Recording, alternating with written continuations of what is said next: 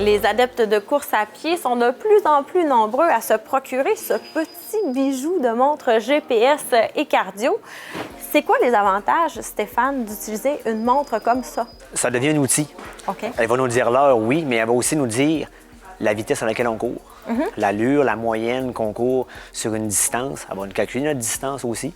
Et même que chaque modèle a son interface, soit sur un téléphone intelligent ou sur un ordinateur, qui va nous-mêmes nous mettre le tracé où on est allé là, avec un Google Maps, le parcours, le relief. On va avoir vraiment un panoplie d'informations qu'on va même pouvoir partager avec nos amis sur les réseaux sociaux.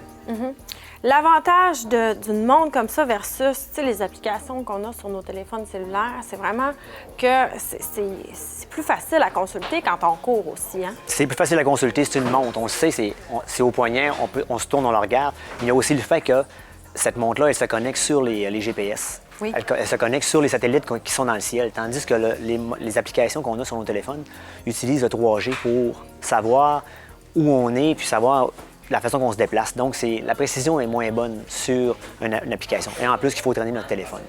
Exactement. Puis on peut ajuster notre vitesse aussi parce que si on veut pas aller trop vite, mais on veut aller quand même assez vite, on veut garder une bonne vitesse. On va aller à la bonne vitesse. De plus en plus, les gens ont des programmes d'entraînement, ils ont des vitesses à respecter.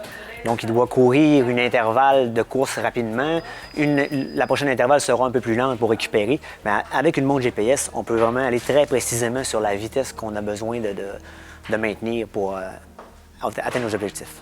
Et ça calcule nos pulsations, Oui. soit avec ce dispositif-là, Exactement. qu'on met en dessous de la poitrine. La ceinture qu'on va porter exact sur le corps. Il va calculer nos pulsations. Donc là, encore là, si on a besoin de courir dans une certaine zone, exemple, on a besoin de courir, on est en récupération, on veut courir à 135 de fréquence cardiaque minute, mais avec ça, on va avoir une idée très précise de nos pulsations, donc on va vraiment contrôler notre entraînement.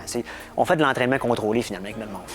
Définitivement. On a des modèles triathlon qui, eux, vont, lorsque tu vas nager en piscine, ils vont compter les tours, les longueurs de piscine que tu fais. Wow. Juste en te tournant au bout de la piscine, il va faire des calculs. Donc, ça devient un outil d'entraînement là, que chaque athlète a besoin. Et c'est disponible dans plusieurs couleurs et modèles. C'est génial. Exact. Il y a même là, puis la façon aussi de les recharger, c'est on va les brancher avec un câble USB. Donc, un ordinateur ou une fiche qu'on peut mettre dans notre prise de courant. Ils ont des pôles, on les branche là-dessus.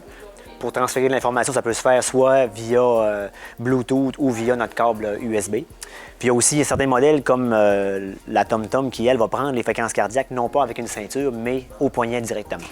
Fait que là, on sauve un artifice. Oui, définitivement. Oui. Donc, les gens peuvent venir le voir ici en magasin. Il y en a plusieurs sortes, plusieurs variétés. Oui. Merci beaucoup. Merci. Cette chronique vous a été présentée par la boutique VO2. VO2, entraîner pour mieux conseiller.